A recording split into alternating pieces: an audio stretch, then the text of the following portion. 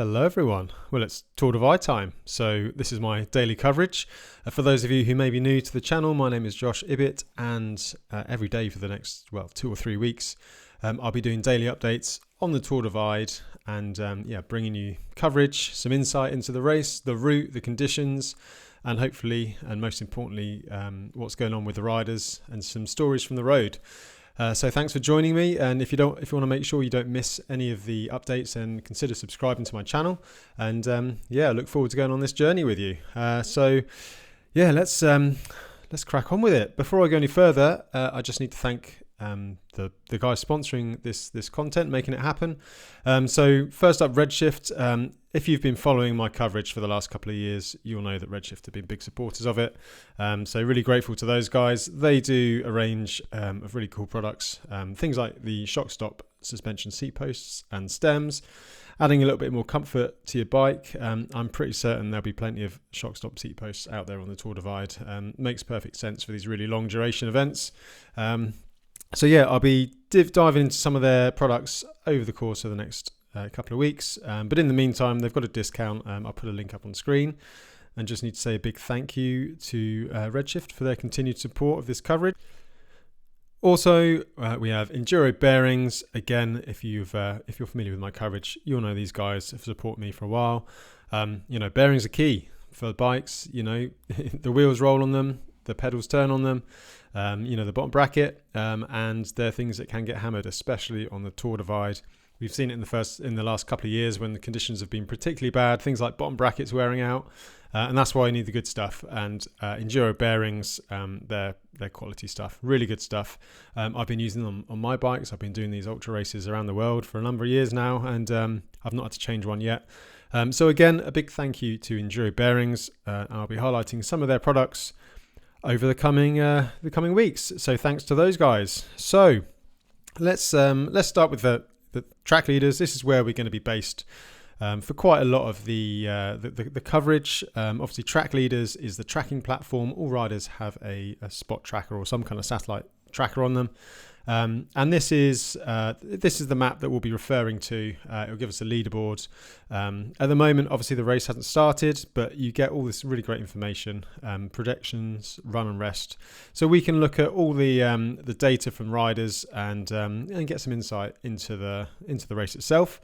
Currently, it's 5 hours 21 minutes to the start. So the start is traditionally the second Friday in June, 8 a.m. in Banff in Canada.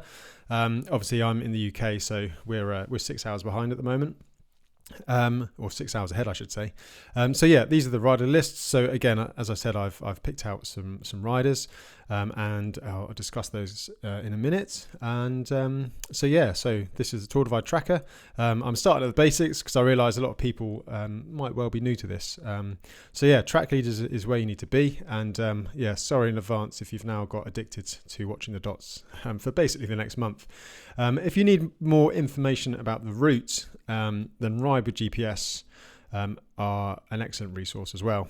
So again, Ride with GPS have been supporting my coverage for a while. So this is a collection. A collection made by Sarah Swallow. She's ridden the Divide, and she's put loads of detail. So if you want really sort of intricate detail of the Divide route, then it's worth checking out this collection here. There's the overall route, or it's also broken down into sections as well. So if you want to sort of dive in and get more interactive as you're dot watching, you can follow or go into the route here. And there's loads of really cool information that Sarah's put in there, lodgings, water, things like that. It's probably a really good resource if you're riding, but also it does definitely add to the dot watcher experience. So I'll be referring to this quite a lot. And there's also loads of really other useful information and layers. Actually all the points of interest are all highlighted at the moment. So what I'm going to do, I'm just going to remove the points of interest just so we can see the line a bit clearer. And this gives us the outline of the route, and as you can see, it's the whole length of the USA, starting in Calgary, in Canada. So there's about 250 miles or so in Canada, and finishing on the border in Antelope Wells on the US-Mexico border.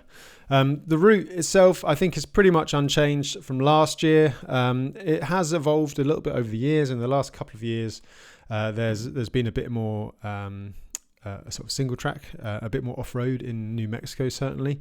I can highlight that. So if I put the layers on here, personal activities. So this is when I rode. It will show where I rode the Tour Divide way back in 2019 now. Well, I've done it twice, but I ended up scratching in 2022.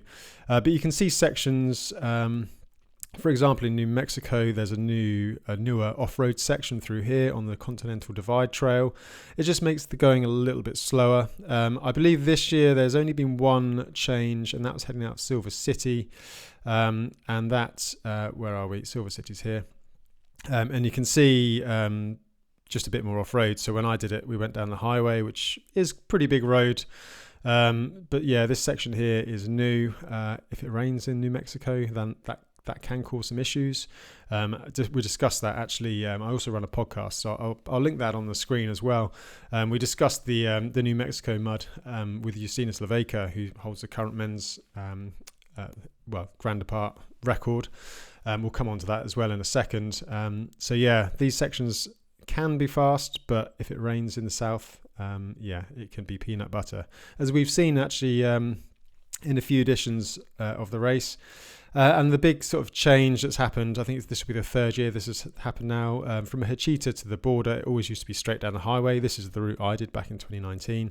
But there is now an additional bit of single track, which is quite vague, I think. Again, we discussed this with Justinas on the podcast. So it makes it a bit slower than it used to be, probably a couple of hours slower. So that's the route, basically unchanged from last year, I'd say. But yeah, the other thing to talk about is the weather. Snow watch.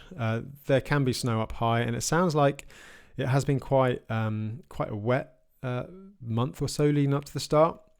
It's always hard to say exactly because snow can melt pretty quick at this time of year. However, there are usually hot spots, and actually on Riber GPS here they have the snow depth or the snow layer, and this gives us a little bit of intel as to what the riders may expect in certainly the first couple of days, which is sort of Canada and Montana tends to be where there are hotspots for snow.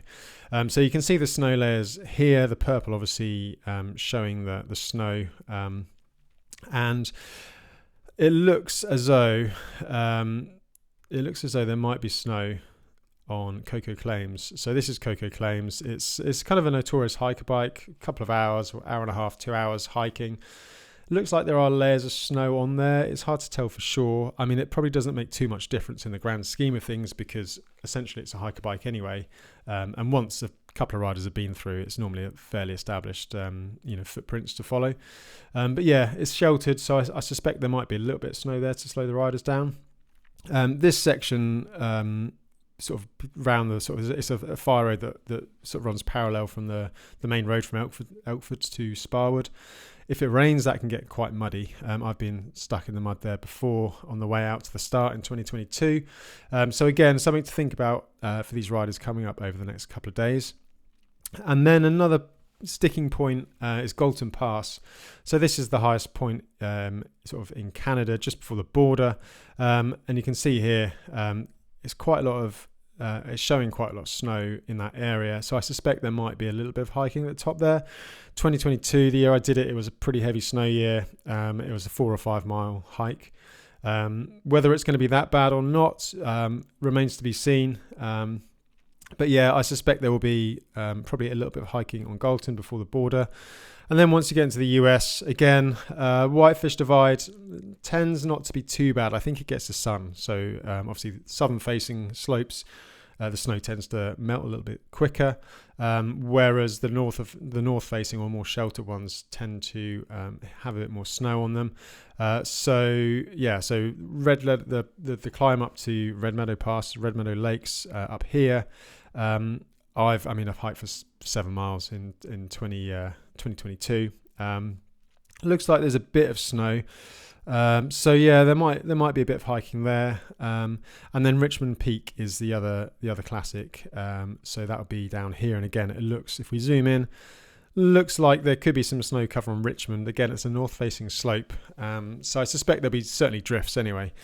So that's just a little something to think about for the riders in the first sort of 3 or 4 days. But then Colorado, there's been drought in the mountains, not much snow at all in Colorado this winter, and so I expect that it won't be too much of an issue. And I mean, if it's dry and hot, then we get the other question, which is of course fire reroutes and diversions. And if you remember last year, Robin Gempele, he set that absolutely. It was just an absolutely incredible time, wasn't it? So he set a time of 11 days, 19 hours and 14 minutes, which is pretty much the fastest time that's ever been ridden down the Tour Divide. However, there was a fire diversion around the Hilar, and so that has not been recorded as an official record, despite it only being a small diversion in the grand scheme of things, in the grand scheme of the Tour Divide route. So the current overall men's record stands at 13 days, 2 hours, 16 minutes. That's Justina Slovakia, who we had on the podcast. So I guess that's still up for being broken, but I guess Robin's record is going to be the benchmark. However, I think last year he had absolutely dream conditions. Happens very rarely. No snow, good wind, tailwinds. He got lucky, no mud, and I don't know. I feel like the Tour Divide is basically a lottery with the weather. You think you can be as strong as you want, but if the weather comes in and catches you, then you can be in trouble pretty quickly. So yeah, that's going to be probably a lot of talk of weather over the coming weeks, I expect. Elsewhere, in the women's overall record, this was set as an FKT by Lael Wilcox back in 2015 now, I think it was. So that's 15 days, 10 hours, 59 minutes. However, Megan Hakkinen she's riding again this year. She's the current Grand Depart record holder. So that's 15 days, 23 hours. And I don't have the minutes for that, but 15 days, 23 hours. So essentially, she's going to be looking to, she's finished 12 hours behind that time of Lael. She's going to be looking to try and beat that, I suspect. So that is probably a good time to start talking about some of the riders who are going to be participating in the Tour Divide this year. So we'll start with Megan, seeing as we've already mentioned her. So Megan, I think this might be her third attempt at the Divide, or her third start. She's won the women's division before when she set that at the FKT for the Grand Depart. And I'm pretty sure she's going to be going after Lael's record. She's been training really hard, really well. For me, in the women's side of things, Megan is the standout favourite. I don't really see many people able to kind of really push her. And I suspect Megan's going to be right up there overall as well. I think she finished 7th overall when she set that women's record. Or FK women's Grand Depart record. So again, yeah, Megan's more than capable. Since that time, she's also raced the mountain race series, so the Silk Road Mountain Race, Atlas Mountain Race, Hellenic Mountain Race, which have different characters and in some respects are harder in terms of resupply and culture. I mean, in Kyrgyzstan, it's definitely different challenges to the Tour Divide, and I expect all that experience would build up and put her in a stronger position for the Tour Divide. And there's a couple of other women who's definitely worth keeping an eye on. So Karen Pocock, she's already finished Tour Divide on the women's podium. Again, quite often when people sort of turn up for a second attempt or a third attempt at the Tour Divide, it's not because they want to go slower. So I suspect Karen has got a target in mind. I'm sure she'll be aiming certainly to try and push Megan and go for the win. So yeah, definitely looking forward to following Karen. Another interesting addition is Leah Goldstein, and now she's not really done much in the world of off-road racing, and I think she said this will be her first off-road race. However, she has won the Race Across America on the road. done lots of long distance road time trialing, so she's obviously incredibly strong. So it'll be interesting to see how that fitness in the road world kind of translates across into the Tour Divide and the off-road ultra racing. So yeah, definitely one to keep an eye on. We've also got a quite intriguing race in the single speed division as well. So this is Bailey Newbury. This was 2018, I think. He finished second. I'm pretty sure he's finished second overall in the Tour Divide, and was certainly pushing Lewis Sidor, who took the win that year. So yeah, Bailey's been absent from the Tour Divide for since then, but he's back this year riding single speed. So yeah, definitely looking forward to watching Bailey and see how he goes. Another single speeder, Alex Kowalski. Again, pretty well known in the Tour Divide. He's back for another crack at the Divide. So again, looking forward to seeing how Alex goes. And I think it could be a good battle in the single speed. And yeah, we'll be looking forward to bringing a bit of courage of that. And then on to the kind of, I guess the men's. There's some really interesting riders in the men's race, or in the men's field. Some very fast rookies on the Tour Divide, and a couple of veterans as well. And I think it's going to be a really fascinating and intriguing mix this year. So first up, I'm going to start with Alex McCormack. Now, Alex, this is his first Tour Divide. But he's been pretty dominant in the mountain races. He won the Atlas Mountain Race. He's won the Lennox Mountain Race. He was second behind Robin Gemperle at the Silk Road Mountain Race last year. Holds the FKT on the Highland Trail 550. Very good mountain biker. He's recently broke the 7-day distance record, although subsequently it has been broken a month later. So he's had a good start to the year. Riding for Canyon this year. This is an older picture. Sorry, Alex, I couldn't find one with you in your new team kit. So yeah, basically full-time professional now. And it's going to be very, very interesting to see how Alex gets on. However, he's had a bit of a hiccup before the race has started. His bike's been held up in customs. So it's going to be a bit tight as to whether he can actually start at 8 a.m. In Banff. Hopefully he gets everything sorted out. But if he's a bit delayed on the tracker, or you see him not kind of starting with everyone else, it's because he's waiting for his bike. So hopefully it turns up in time, because yeah, we've got a really exciting race coming up, and I really hope Alex is part of that. Another exciting rider, another young rider, Victor Bozzoni. He's only been doing this a few years, but he's already got a pretty impressive Palmares. So he won the Transcontinental race last year. He won the Atlas Mountain Race this year, and he's won the Tracker 560 2 years in a row now. So again, another name to watch out for. Maybe he's not experienced that experience on the off-road side of things. So he had ended up scratching Unbound XL, which is particularly muddy. So I think it's going to be interesting to see how Victor gets on. There's no doubting whatsoever. He's got the engine. He can do the distance. I mean, you don't win the Transcontinental race, which is, for kind of those who don't know, is a race all the way across Europe. I think about 10 days. So certainly he knows how to ride that distance. He's incredibly strong. But the Tour Divide's a different beast in a lot of respects. And this goes for Alex as well. I think until you've kind of had the experience of the Tour Divide, you're always going to be on the back foot a little bit. But nonetheless, Victor's going to be an animator in this, so I very much look forward to seeing how Victor gets on as the race develops. Elsewhere, Seb Brewer, again, another rider who's not done the Tour Divide before, but has got a pretty big Palmares. He's won some of the shorter ultras like Badlands. He's ridden routes such as the European Divide Trail, which is like 6,000k, and also he's won like the European Cross Country Mountain Bike Championships in his past, just before he started ultra cycling.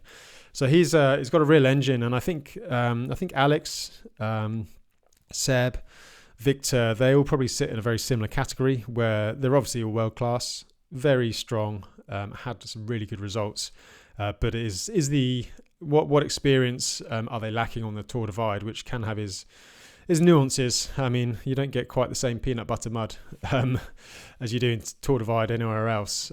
So again, that's going to be really, really interesting to watch. Another rider, Angus Young, Again, a rookie on the Tour Divide, but he's done plenty of races. He's also on the Holland Trail 550 over the years. And he's actually done a lot of long distance records. So he set the record on the European Divide Trail. That's the same one that Seb rode. And he also set the record on the Eastern Divide Trail. So that's running down from Nova Scotia down to Florida. So he's kind of versed in the US. He's obviously done really, really long 30-day plus record attempts. So I don't think the distance will be a problem to him. He's experienced in the US. So yeah, we'll see how Angus gets on. Obviously, super strong rider. So yeah, it's going to be good to watch. And then we've got a couple of returning veterans as well. It's definitely going to be worth keeping an eye on. So Xavier Charaboga was 5th last year. The Ecuadorian rider, really good at altitude. He lives at like 2,500 meters or something ridiculous like that. Really strong rider. He's also won the Colorado Trail Race in the past. So yeah, got to be keeping an eye on Xavier. I'm sure, like I've said before, most riders who return to the Tour Divide don't want to try and go slower, and they don't want to try and finish lower than they have already. So yeah, Xavier is going to be up there for sure. So keep an eye on Xavier. And again, he's ridden it before, he's completed it, he's got the experience. And sometimes just knowing, when you need to push up and over a pass, when there's a resupply the other side, or maybe when you need to just have an early night because you're in a town before a hard section. All that stuff is invaluable. So people like Xavier and all the other sort of Tour Divide veterans are going to be able to carry that knowledge forwards. And then finally, I think this is probably my favourite, Laurens ten Dam. So he finished 3rd behind Justinas Leveka and Ulrich Bartholomew in 2024. I think it was a bit of a shock to the system. So Laurens obviously was pro road racer for years and years. And yeah, he had a crack at the Tour Divide, and I think he learned a lot of lessons. And I think he was pretty traumatized by the experience. And he said he's never going to go back. But yeah, you hear that quite a lot with the Tour Divide, and here we are. So Laurens is lining up again. And again, he's finished 3rd before. I suspect that he wants to finish higher than that. And for me, Laurens, given his experience, I think he's pretty motivated, and his history and fitness. I suspect Laurens, for me, is the favourite when you take the whole sort of package together. But it is a Tour Divide. You just never know what could happen. Weather, accidents, just fatigue. Anything can happen on the Tour Divide. So it's going to be fascinating. It's going to be really, really fascinating over the next few weeks. So that is my quick Tour Divide preview. Race is kicking off in about 5.5 or so hours now. So tomorrow I'll be back and I'll give you the roundup of the first day of racing. Don't forget to subscribe if you like this content. And yeah, thanks for watching. See you again in the morning.